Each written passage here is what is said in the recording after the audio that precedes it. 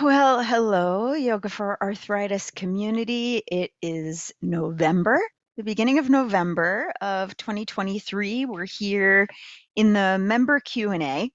I appear to be here by my lonesome today, which is totally fine, and maybe someone will join, but I do have something submitted to respond to and a few updates. So I will start with the submitted question, which is, I'm struggling with teaching the class sequence. I'm on class 7, teaching to seniors, mostly chair. I viewed your chair class. It was one example. Do you have more?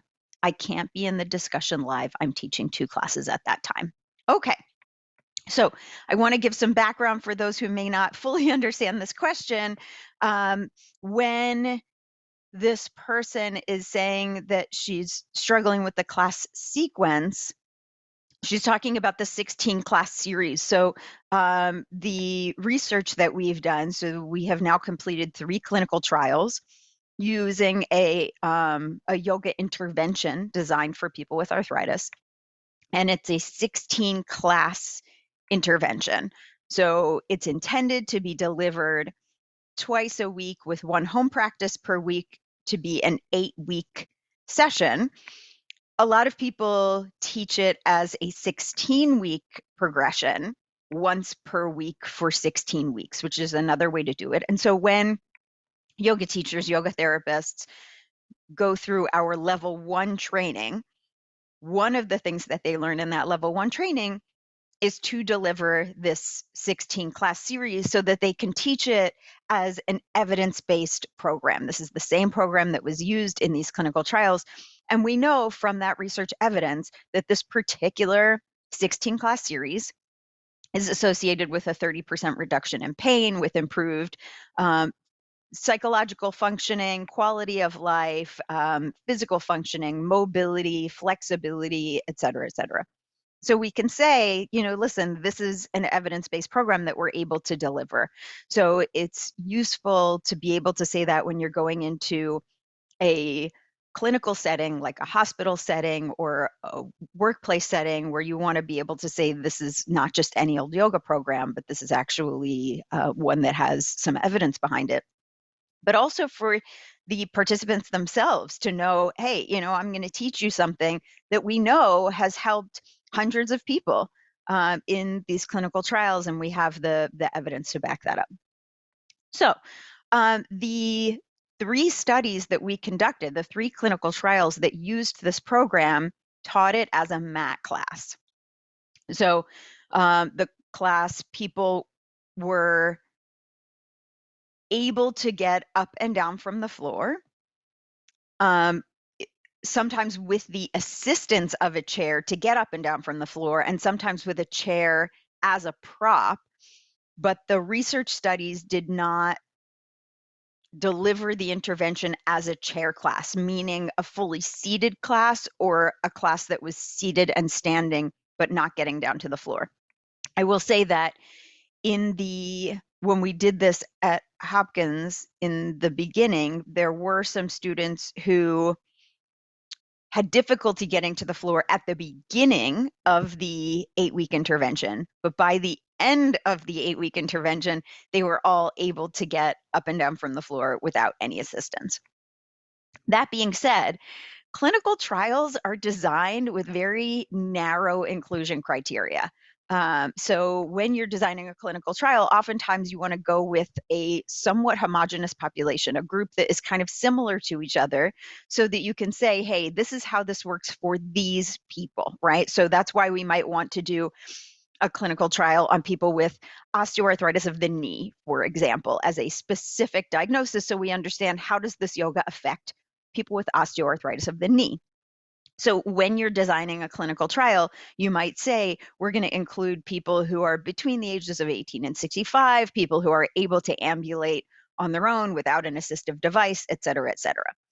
That's not how the real world functions. When you offer a yoga class in the world, the people who come to the yoga class are the people who come to the yoga class, and maybe they're 90, and maybe they're in a wheelchair, and maybe they are unable or unwilling to get down onto the floor, and you as the yoga teacher are going to meet them where they are and offer what's going to be most useful to them. The objective when you're delivering yoga out in the world is to serve the people that have come to you first and foremost. In a research study, your first objective is to answer a research question.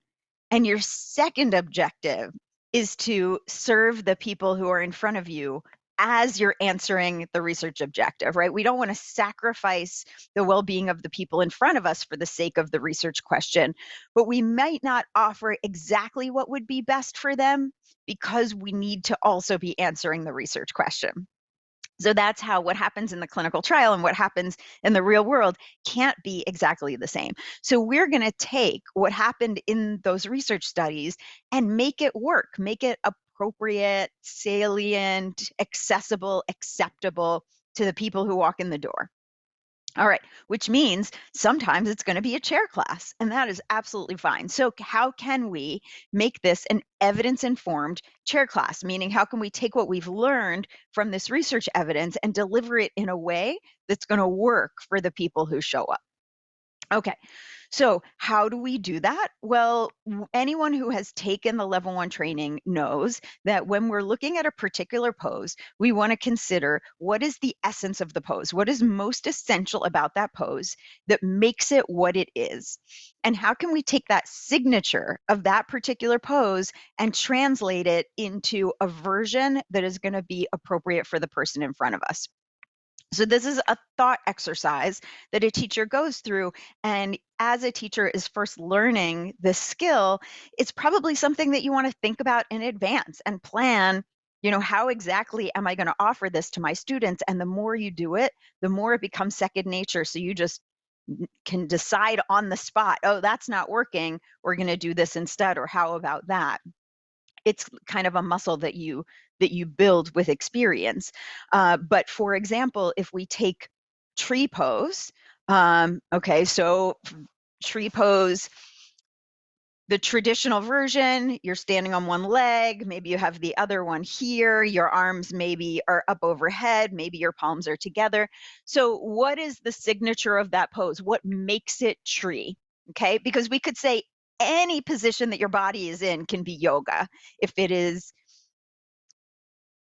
if you're being mindful, if you're integrating the breath, if you are practicing the basic philosophical tenets of non-harming and being honest with yourself and all of those things, right? Your body could be in any position, but not every position is tree.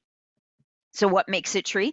Well, we could say that tree is a balancing pose. Okay, so that may be a really basic place to start. We're working with a balancing pose. We might say, well, tree metaphorically is about stability. Trees are rooted and grounded, but they're also expansive. So we want something that works balance in the body, that has a sense of grounding, but also expansiveness. And if we're trying to do that in our chair, if we're trying to do that without standing, well, what does that look like? Okay, well, is it important that one of the legs has external rotation of the hip? Maybe that's important. Maybe it's not. So we could decide, depending on what the health of the hips are and the range of motion in the hips, whether we incorporate that external rotation of the hip in a seated position. So maybe one leg is crossed over the other, or one leg is out to the side as a way to kind of feel that opening in the hip. We can ground through the supporting foot, or maybe we're grounding through both feet, really planting those feet onto the floor and feeling a sense of connection through the feet. And then maybe for the expansiveness, we're reaching the arms out, up, open. Maybe there are shoulder challenges we need to deal with. So we're not necessarily taking the arms up alongside the head. Maybe the expansiveness looks like this. Could that be tree pose? But wait a second, we're not balancing. What if we close our eyes? Does that challenge our balance? For some people, yes. For some people, this is a balancing pose because I'm really working to stay steady here now that I don't have the visual component of my balance system. For other people, that's not going to feel like a balancing pose. But what if we do this? I have my headset on. So, okay. Well, now look, I'm using all of my core stabilizing muscles in order to try to keep this block on my head. And so now, can I feel grounded? Can I feel expansive? And do I also feel like I'm challenging my balance at the same time?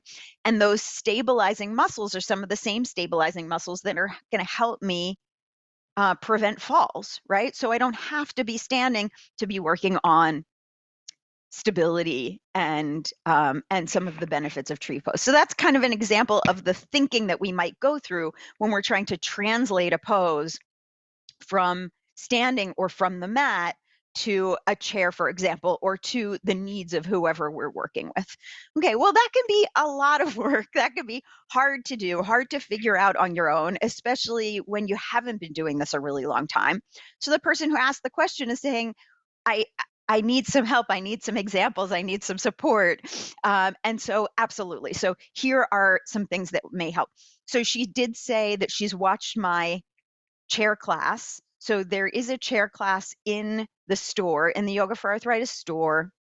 I think each class individually is $15, and then if you buy them together as a package, they're less or something like that. So you can buy the chair class. She says, I have the chair class, I've watched it. I think it also comes with the level 1 training. So she has that example.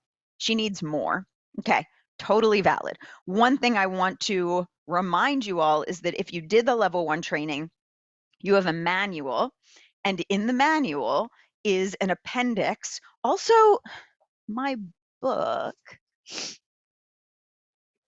my book has an appendix that has versions of all of the poses, and some of them are seated. Okay, so here, I don't know how well you can see it, but so some of the poses are sitting in the chair and some of the poses are using the chair. So these are all in the back of the book. Also in the book, in the 16 class series itself. So I'm sorry, in the manual that you have, not the training manual that has all of the slides and the articles and all of that, but the teacher's manual that has the 16 class series. It has each pose that's supposed, each practice that's supposed to happen in each class. So class 3 has this sequence, and then in the back, it has pictures, it has a description, and then it has pictures of each of the practices for that particular day. So it tells you, class 3, let's say it has stork pose, and then it tells you what page stork is on, and then you go into the back, you find stork, and you find versions of stork. And many of those have seated versions or standing versions with the chair. So don't forget about your manual or the book as a resource for versions of the poses in a chair or with a chair. In addition to that is our YouTube channel. So I'm going to put a link in the chat. I don't know when you all get the recording, if you get the chat. Okay, but if you go to YouTube, and so you can't type yoga for arthritis because there are all kinds of people who put up stuff for yoga for arthritis.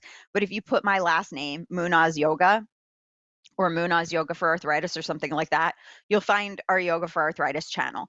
And in the videos, there are other videos of chair classes. So one practice I'm looking at right here is a 20-minute warm-up and centering practice. So that's entirely seated.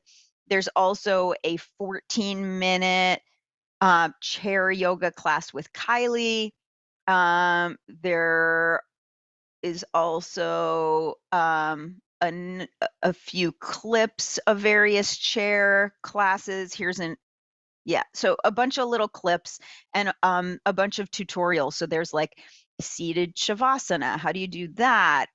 Different versions of things. Okay, so you might find our YouTube channel helpful. But another great resource is a series of videos that I produced with the Johns Hopkins Arthritis Center.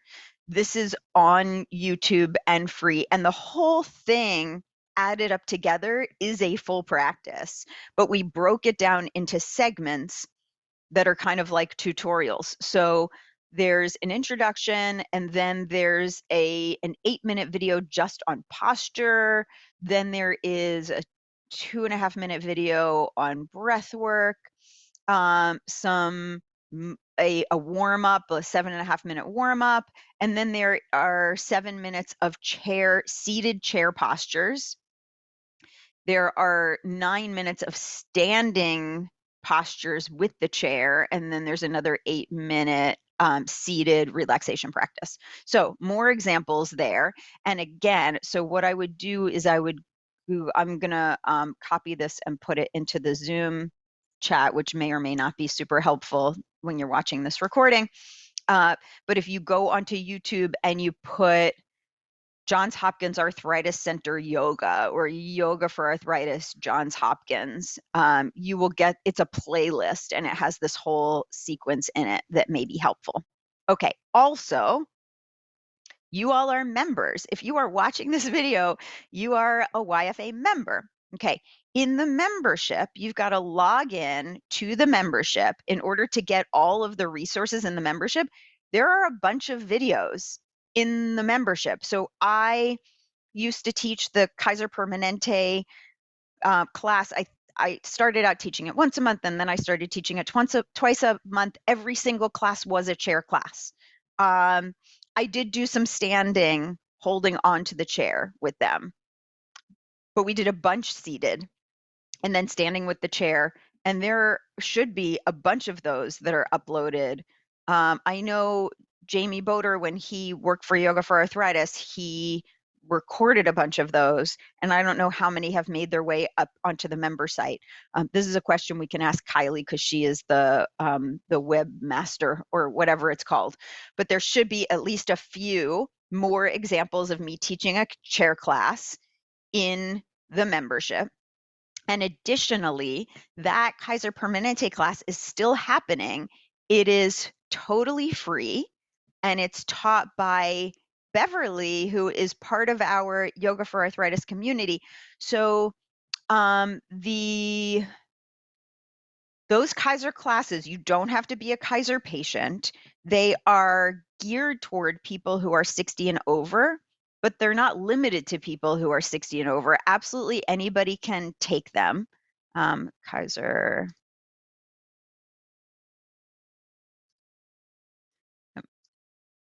I'm looking up what it's called. Okay, it's called Thriving After 60. Here we go. All right, so, and I'm clicking on this. There's actually a chair.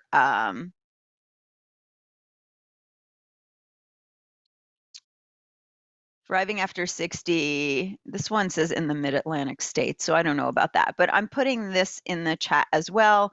And I believe that they are on our Yoga for Arthritis calendar. So if you go on our website and you go into the calendar, you should see those classes available in the calendar. They are free.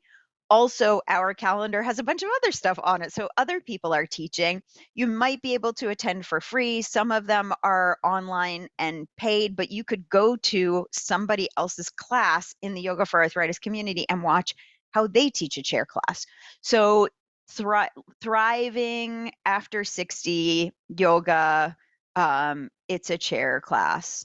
So yeah, so there are a bunch of options for you to explore, resources for more exposure to chair. And then also, if you have specific questions, so if you're struggling with, I'm doing this chair class and I don't know how to do boat for my seniors who are in a chair, then just ask me, right? So bring specific questions to these Q&As, and I'm happy to answer them. So I hope that was helpful.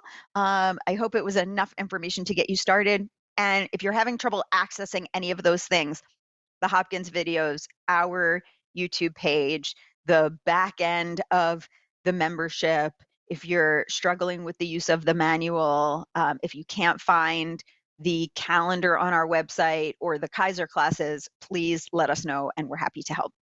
And we wish you the absolute most fulfilling experience teaching these classes. I find chair classes to be incredibly rewarding because you're bringing yoga to people who might not otherwise have access and have so much opportunity to benefit from the practice. Okay, that is the only question that got submitted for this month. So I'm just going to tell you a few things that are going on. We have so much happening right now in Yoga for Arthritis. So I'm just going to put a few things on your radar. One is we have just started the second Yoga for Arthritis book club book. This one is Yoga Mind. Okay, this is a book that came out in 2017, a few years ago. I feel like, was it after my book or before my book? Around the same time. Oh, 2018. Okay, same year as my book. So this is a 30-day practice to incorporate non-physical yoga practices into your daily life. So it's a lot of philosophy, a lot of subtle yoga, and it's very digestible, and it's a 30-day experience. So each day you're trying on a practice. So it's a great opportunity for those who haven't done a whole lot of exploration of the non-physical practices, but for those of us who have, it's a nice way to like revisit them with a different frame, and especially with the Yoga for Arthritis community, to be able to share in that experience together, to hold each other accountable. You know, even those of us who have a regular practice ourselves, we tend to do the same thing that we tend to do. We tend to do the things that are familiar or the things that are comfortable. So having an opportunity to kind of shake it up a little bit and try something different in the way that we practice, especially in community, and to explore that together, it can be really rewarding.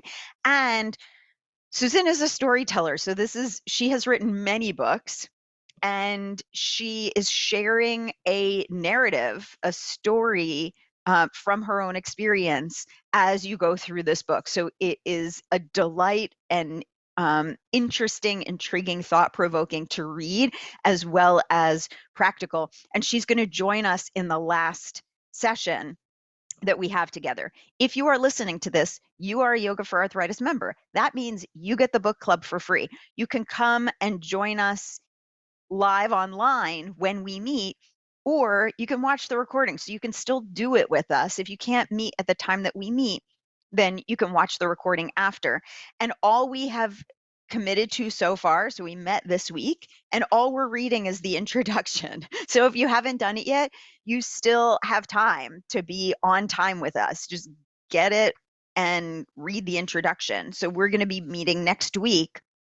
We're not even starting until next week. Day one is after we meet next week. So we have not begun, and you don't have to do it in time with us, especially if you're just watching the recordings on your own. You can get it and catch up. So, or move at your own pace. So that is something that's happening now. Yoga Mind Book Club. It's free for members. You should join us. Also, we are launching the first cohort of the Yoga for Arthritis 200-hour training. So it is, the title of this training, the name of this training is Come As You Are. And that is exactly what it means, come as you are. So whether you are exhausted or whether you are finding it difficult to walk, just come anyway. All you have to do is open up your computer and join us in whatever way you're able to show up. Whatever you're able to do or not do, we welcome you. The whole purpose of this training is to make yoga teacher training accessible, appropriate, inclusive, welcoming to people who are living with chronic pain conditions, which change all of the time and unpredictably so. So it meets for 4 hours on the weekend every week for a year. It starts in January, so we still have some time. If you are not a yoga teacher, this is a way to become a yoga teacher. And this isn't some like, just get a certificate and call yourself a teacher. This is an immersion over the course of an entire year in the serious teachings of yoga, comprehensively, with some really amazing teachers who are coming in as guests to lead us in this material. I, of course, will be with you, as will Kimberly Costello, who is co-leading, co-facilitating this program with me. So if you have always wanted to become a yoga teacher and didn't think that you could make it through a training because of your arthritis or chronic pain, this is for you. And also, if you are already a yoga teacher, there's an audit option. So if you're becoming a yoga teacher, you've got to be live online with us for 80% of the content. But you participate however you can participate. So if you're laying in bed and listening, then that's participating. Um, but if you're already a yoga teacher, you can do this as continuing ed for a very reduced rate. And you come when you want to come and you participate as much as you want to participate because you are already a yoga teacher. You're already qualified. We don't have to evaluate you to make sure that you can get the stamp of a 200-hour training. You can use all of those credits for continuing ed. And you can get a refresh on the material through the lens of the experience of chronic pain. So everything that we teach, we're going to be teaching it through that lens. Uh, Come as much as you want to come, do as much of the reading, as much of the assignments as you choose to. That is entirely up to you. So if you're already a yoga teacher, don't let the schedule get in the way of you participating. So we already have people who are not yet yoga teachers who are enrolled and are going to become yoga teachers with us. And we also have people who are already yoga teachers who are going to take this training as a way to dive back into the material. And I think that's going to make it a really rich experience for everybody involved. So that is also going on. And we have other things to look forward to too, but I'm holding them because I don't want to overwhelm everybody with so much happening at once. So stay tuned for more exciting information and material yet to come.